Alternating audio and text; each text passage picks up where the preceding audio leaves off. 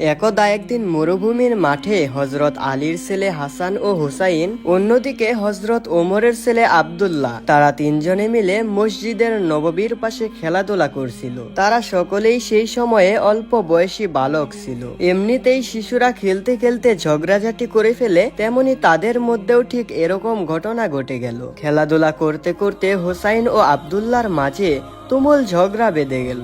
এক পর্যায়ে হুসাইন রাদিয়াল্লাহু তাআলা আনহু রেগে গিয়ে আব্দুল্লাহকে ধমক দিয়ে বলল, হে আব্দুল্লাহ, তুই তো গোলামের বাচ্চা গোলাম, তোর বাপে গোলাম, তুই নিজেও গোলাম। হুসাইন রাদিয়াল্লাহু তাআলা আনহুর মুখে এমন কথা শুনে আব্দুল্লাহ রেগে মেগে অস্থির হয়ে গেল। তখন আব্দুল্লাহ হুসাইন রাদিয়াল্লাহু তাআলা আনহুকে উদ্দেশ্য করে বলল, হে হুসাইন, তুমি আমাকে গোলামের বাচ্চা গোলাম বলেছো? তুমি কি ভুলে গেলে আমার বাবা বর্তমানে মদিনার রাষ্ট্রপ্রধান এবং আমার বাবা মুসলিমদের আমিনুল মুমিনিন? তুমি সেটা জানা সত্ত্বেও কোন সাহসে আমাকে গোলামের বাচ্চা গোলাম বলেছো? তুমি আমাকে এমনটা একদমই বলতে পারো না। তোমার স্পর্ধা দেখে তো আমি অবাক হয়ে যাচ্ছি। আমি আমার পিতার নিকটে তোমার বিরুদ্ধে অভিযোগ দায়ের করব। এই কথা বলে আব্দুল্লাহ অনেক কান্নাকাটি করে নিজের বাড়ির পথে রওনা হয়ে গেল। এদিকে হযরত হুসাইন রাদিয়াল্লাহু তাআলা আনহু আব্দুল্লাহকে এরকম কথা বলার পরেও বিচলিত হলেন না। তিনিও তার বাড়ির নিকট চলে গেলেন। আব্দুল্লাহ যখন বাড়ির নিকট কান্না করে করে ফিরছিলেন, ঠিক সেই সময় শিশু আব্দুল্লাহকে কান্নারত অবস্থায় দেখে হযরত ওমর রাদিয়াল্লাহু তাআলা আনহু বললেন, বাবা আব্দুল্লাহ, তোমার কি হয়েছে? এরকম করে কান্না করছো কেন? সেই সময়ে হযরত আব্দুল্লাহ রাদিয়াল্লাহু তাআলা আনহু কিছুটা বিচলিত হয়ে পড়ল।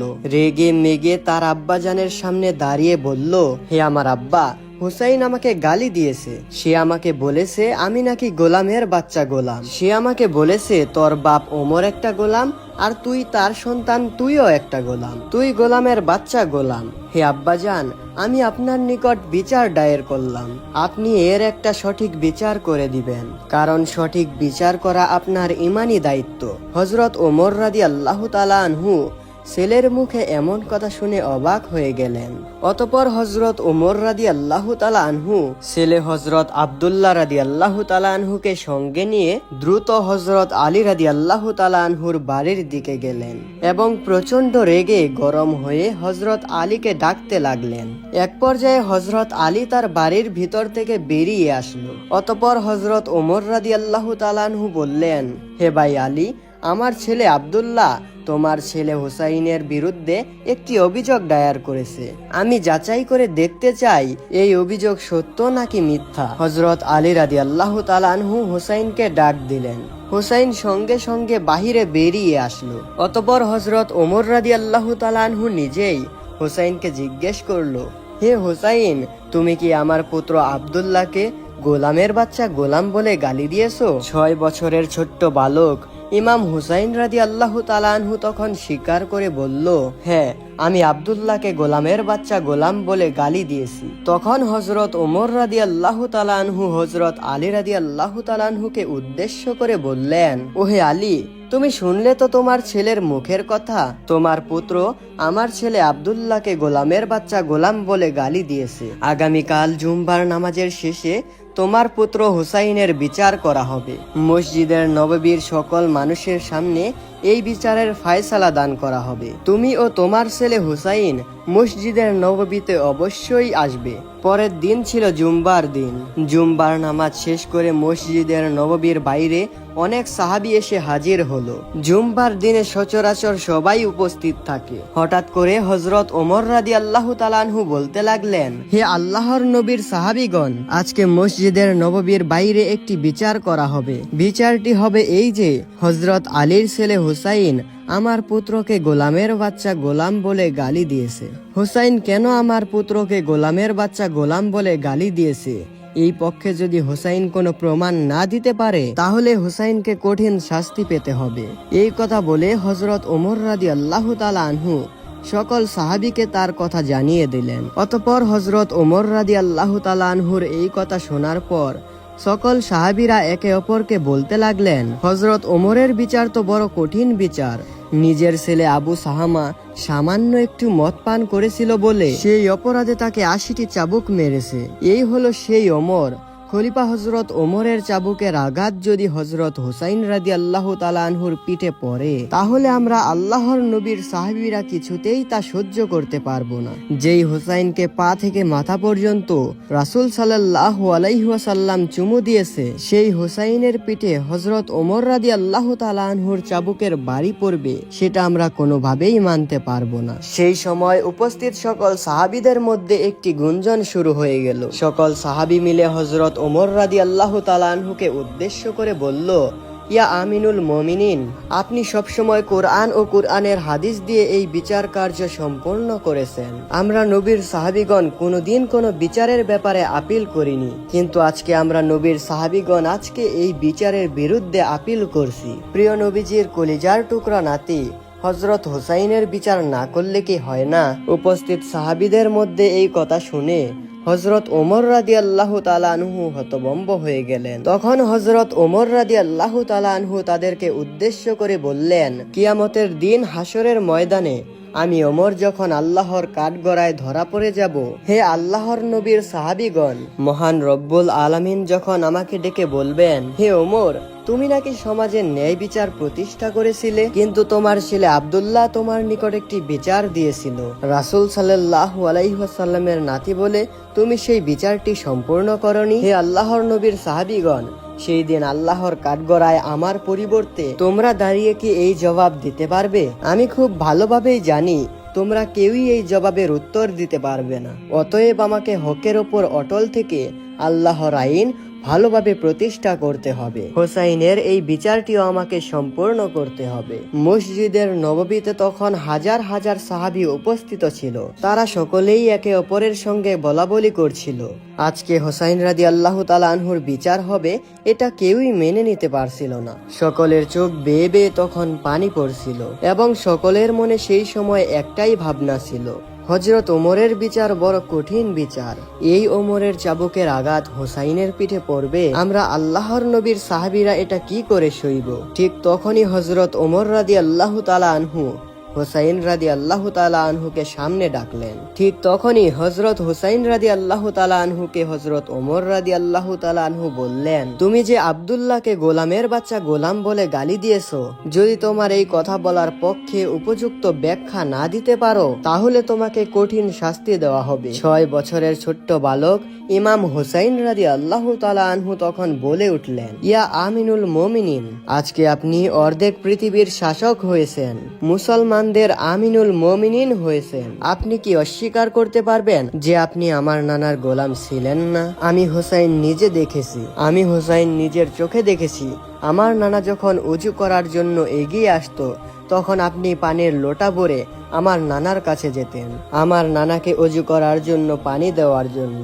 আমার নানা যখন মসজিদের নববী থেকে নামাজ শেষ করে বাহিরে আসতো, আপনি ওমর তখন আমার নানার জুতা নিয়ে দাঁড়িয়ে থাকতেন, সেই জুতাখানা নানার পায়ে পরিয়ে দেওয়ার জন্য। আমি হুসাইন দেখেছি, আমার নানা যখন কোথাও সফরে যেতেন, আপনি ওমর তখন আমার নানার ঘোড়ার লাগাম ধরে আমার নানাকে নিয়ে যেতেন। আপনি ওমর কি সেই কথা অস্বীকার করতে পারবেন আপনি যে আমার নানার গোলাম ছিলেন না? তখন হযরত হুসাইন রাদিয়াল্লাহু তাআলা আনহুর মুখে এমন কথা শুনে এক মুহূর্তের মধ্যে মসজিদের সকলেই যেন নীরব নিস্তব্ধ হয়ে গেল। হুসাইনের সামনে হাজার হাজার সাহাবী এবং হযরত ওমর রাদিয়াল্লাহু তাআলা আনহু অবাক হয়ে গেল। তাদের চোখ দিয়ে তখন দরদর করে পানি পড়তে লাগলো। তখন হযরত ওমর রাদিয়াল্লাহু তাআলা আনহু ছোট্ট বাচ্চার মতো ফুপিয়ে ফুপিয়ে কান্না করতে লাগলেন এবং সেই সময় হযরত হুসাইন রাদিয়াল্লাহু তাআলা আনহুকে বললেন, বাবা হুসাইন, তুমি কি কোনো কাগজে লিখে দিতে পারবে আমার নানা হযরত মুহাম্মদ সাল্লাল্লাহু আলাইহি ওয়াসাল্লাম এর গোলাম ছিল হযরত ওমর? হযরত হুসাইন রাদিয়াল্লাহু তাআলা আনহু তখন বললেন, হ্যাঁ, আমি অবশ্যই লিখে দিতে পারবো। হযরত হুসাইন রাদিয়াল্লাহু তাআলা আনহু তখন একটি কাগজে লিখে দিলেন, আমার নানা হযরত মুহাম্মদ সাল্লাল্লাহু আলাইহি ওয়াসাল্লাম, তার গোলাম ছিল হযরত ওমর। হযরত ওমর রাদিয়াল্লাহু তাআলা আনহু সেই কাগজের টুকরাটি হাতে নিয়ে মসজিদের নববীতে উপস্থিত সকল সাহাবীকে উদ্দেশ্য করে বললেন, হে আল্লাহর নবীর সাহাবীগণ, এই পৃথিবীতে আমি ওমর যখন থাকবো না, আমি যখন ইন্তিকাল করব, আমার কাফনের কাপড়ে তোমরা এই লেখাটি পৌঁছে দেবে। কিয়ামতের দিন যখন আল্লাহ তাআলার কাঠগড়ায় আমি ওমর দাঁড়িয়ে যাব, আমি ওমরের সারা জীবনের নেক আমল যদি মহান আল্লাহ রব্বুল আলামিনের দরবারে যদি না কবুল হয়, তখন সেই দিন এই কাগজের টুকরাটি আমি মহান আল্লাহ রব্বুল আলামিনকে দেখিয়ে বলবো, হে আল্লাহ, তোমার বন্ধু তোমার প্রিয় হাবিবের কলিজার টুকরা নাতি হোসাইন আমাকে এই লেখাটি লিখে দিয়েছে। আমি তোমার হাবিব রাসূলুল্লাহ সাল্লাল্লাহু আলাইহি ওয়াসাল্লামের গোলাম ছিলাম। হে আল্লাহ, তুমি তোমার বন্ধুর গোলামকে কি রূপে জাহান্নামে দিবে? আমি বিশ্বাস করি আমি ওমর সেই দিন আসামি হলেও আল্লাহ রব্বুল আলামিনের কাঠগড়া থেকে মুক্তি পেয়ে যাব। হযরত ওমর রাদিয়াল্লাহু তাআলা আনহু তখন তার পুত্র আব্দুল্লাহকে বললেন, বাবা আব্দুল্লাহ, তুই আর হুসাইনের বিরুদ্ধে কোনো অভিযোগ করিস না। হাসরের ময়দানে তুইও যখন আসামির কাঠগড়ায় দাঁড়িয়ে যাবি, তুইও মহান আল্লাহ রব্বুল আলামিনকে বলবি, আমি হলাম গোলামের বাচ্চা গোলাম, আপনার বন্ধুর গোলাম ছিল আমার বাবা, আর আমি তারই সন্তান। তুইও হাসরের ময়দানে তখন এই পরিচয় দিবি। আমি বিশ্বাস করি আল্লাহ রব্বুল আলামিন তার বন্ধুর গোলামকে কখনোই জাহান্নামে দিবেন না। হযরত হুসাইন রাদিয়াল্লাহু তাআলা আনহুকে সকলেই ভালোবাসত। সকলের চোখের নয়নমণি ছিলেন হযরত হুসাইন রাদিয়াল্লাহু তাআলা আনহু। অপর একটি বর্ণনায় আছে, কোন এক যুদ্ধে হযরত আলী রাদিয়াল্লাহু তাআলা আনহুর পায়ে একটি তীর গিয়ে লাগলো। সেই তীরের ব্যথায় তিনি এতটা কাতর হয়ে পড়েছিলেন যে হযরত আলী রাদিয়াল্লাহু তাআলা আনহু কাউকেই সেই তীর স্পর্শ করতে দিচ্ছিলেন না, ফলে কেউ তা বের করতে সক্ষম হচ্ছিল না। তখন সাহাবা একরাম রাসূলুল্লাহ সাল্লাল্লাহু আলাইহি ওয়াসাল্লামের কাছে গিয়ে আরজ করলেন, ইয়া রাসূলুল্লাহ, আলীর পায়ে একটি তীর বিদ্ধ হয়েছে, কিন্তু তিনি ব্যথায় এতটাই কাতর হয়ে গিয়েছেন যে কাউকে তিনি সেই তীরটি স্পর্শ পর্যন্ত করতে দিচ্ছেন না। হে আল্লাহর নবী, তিনি যদি আমাকে সেই তীর স্পর্শ করতে না দেন, তাহলে আমরা কিভাবে তার পা থেকে সেই তীরটি বের করতে সক্ষম হব? রাসূল আকরাম সাল্লাল্লাহু আলাইহি ওয়াসাল্লাম তখন বললেন, ও আমার সাহাবারা, তোমরা আলীর সঙ্গে জবরদস্তি করিও না। আমি তোমাদেরকে একটি পরামর্শ দিচ্ছি। যখন আজান হয়ে যাবে আর যখন আলী নামাজে দাঁড়িয়ে যাবে, আর তখন তোমরা তার পা থেকে তীরটি বের করে নিও। রাসূলুল্লাহ সাল্লাল্লাহু আলাইহি ওয়াসাল্লামের এই কথা শুনে সাহাবা একরাম রাদিয়াল্লাহু তাআলা আনহুরা অপেক্ষা করতে লাগলেন কখন আজান হবে। কিছুক্ষণ পরেই আজান হয়ে গেল, আর হযরত আলী রাদিয়াল্লাহু তাআলা আনহু মহান রব্বুল আলামিনের দরবারে নামাজে দাঁড়িয়ে গেলেন। তিনি রবের প্রেমে এতটাই মশগুল ছিলেন যে সাহাবা একরামরা তার পায়ের মধ্যে লেগে থাকা তীর এক ঝটকায় টান দিয়ে বের করে ফেলল, কিন্তু হযরত আলী রাদিয়াল্লাহু তাআলা আনহু সেটা টেরও পেলেন না যে তার পা থেকে সেই তীরটি বের করে ফেলা হয়েছে। অপর একটি বর্ণনা, যেটি সহিহুল বুখারীতে বর্ণনা আছে, খাইবারের যুদ্ধে যখন কামুক দুর্গ কারো হাতেই বিজয়িত হচ্ছিল না, তখন আল্লাহর নবী রাসূল আকরাম সাল্লাল্লাহু আলাইহি ওয়াসাল্লাম সাহাবা একরামকে লক্ষ্য করে বললেন, ও আমার সাহাবারা, আমি আগামীকালকে এমন একজন ব্যক্তির ওপর ইসলামের ঝান্ডা তুলে দেব যার হাতে আল্লাহ রব্বুল আলামিন খাইবারের বিজয় দান করবেন। সেই ব্যক্তি আল্লাহ ও তার রাসূলকে ভালোবাসে এবং আল্লাহ ও তার রাসূলও তাকে ভালোবাসেন। আল্লাহর নবী রাসূল আকরাম সাল্লাল্লাহু আলাইহি ওয়াসাল্লামের এই ঘোষণা শুনে সাহাবা একরামরা সারা রাত অধীর আগ্রহে অপেক্ষা করতে লাগলেন কার হাতে পরের দিন আল্লাহর নবী ইসলামের ঝান্ডা তুলে দেবেন। পরের দিন সকালে রাসূলুল্লাহ সাল্লাল্লাহু আলাইহি ওয়াসাল্লাম সবাইকে লক্ষ্য করে বললেন, আলী কোথায়? তাকে তো দেখছি না। সাহাবা একরামরা আল্লাহর নবীকে লক্ষ্য করে বললেন, ইয়া রাসূলুল্লাহ, আলীর তো চক্ষু উঠেছে, এ কারণেই তিনি অনেক অসুস্থ। চোখের পীড়ার অসহ্য ব্যথার কারণে সে এইখানে উপস্থিত হতে পারেনি। রাসূলুল্লাহ সাল্লাল্লাহু আলাইহি ওয়াসাল্লাম তখন বললেন, যাও, তোমরা আলীকে ডেকে নিয়ে আসো। আল্লাহর নবীর হুকুম পেয়ে হযরত আলী রাদিয়াল্লাহু তাআলা আনহু সেইখানে উপস্থিত হলেন। এরপর আল্লাহর নবী সাল্লাল্লাহু আলাইহি ওয়াসাল্লাম তার মুখ থেকে সামান্য লালা বের করে হযরত আলী রাদিয়াল্লাহু তাআলা আনহুর চক্ষুতে লাগিয়ে দিলেন, আর সঙ্গে সঙ্গেই শেরে খোদা হযরত আলী রাদিয়াল্লাহু তাআলা আনহুর চক্ষু সুস্থ হয়ে গেল। তিনি এতটাই সুস্থতা অনুভব করতে লাগলেন যে ইতিপূর্বে তার দৃষ্টিশক্তি যা ছিল নবী করিম সাল্লাল্লাহু আলাইহি ওয়াসাল্লাম এর লালার বরকতে আল্লাহ রব্বুল আলামিন তা আগের চেয়ে আরো বহু গুণে বৃদ্ধি করে দিলেন। এরপর রাসূলুল্লাহ সাল্লাল্লাহু আলাইহি ওয়াসাল্লাম ইসলামের ঝান্ডা শেরে খোদা হযরত আলী রাদিয়াল্লাহু তাআলা আনহুর হাতে তুলে দিয়ে বললেন, হে আলী, তুমি যাও, আল্লাহ রব্বুল আলামিন আজকে তোমার হাতেই খয়বরের বিজয় দান করবেন। তুমি সর্বপ্রথম তাদেরকে আল্লাহ ও তার রাসূলের দ্বীনের পথে আহ্বান করবে। হে আলী, তুমি মনে রাখো, তোমার মাধ্যমে আল্লাহ রব্বুল আলামিন যদি কোনো মানুষকে হেদায়েত দান করে, তাহলে এটি তোমার জন্য 100 লাল উট প্রাপ্তির চেয়েও বেশি হবে। অতএব হে আলী, সর্বপ্রথম তুমি তাদেরকে আল্লাহর দ্বীনের পথে আসার জন্য আহ্বান করবে। যদি তারা তা মানতে অস্বীকার করে, তবেই তুমি তাদের সঙ্গে যুদ্ধ করতে উদ্যত হবে। আল্লাহর নবী সাল্লাল্লাহু আলাইহি ওয়াসাল্লামের কাছ থেকে এই হেদায়েত লাভ করে শেরে খোদা হযরত আলী রাদিয়াল্লাহু তাআলা আনহু কিছু সংখ্যক মুসলমানদেরকে সঙ্গে নিয়ে সেই কামুজ দুর্গের সামনে উপস্থিত হলেন। কামুজ দুর্গের তখনকার মধ্যে ইহুদিদের নেতা ছিল মারহাব। বীরত্বের জন্য সে সারা আরবে বিখ্যাত ছিল এবং তার বীরত্বের জন্য আরবের মুখে মুখে অনেক কিংবদন্তির উপস্থিত ছিল।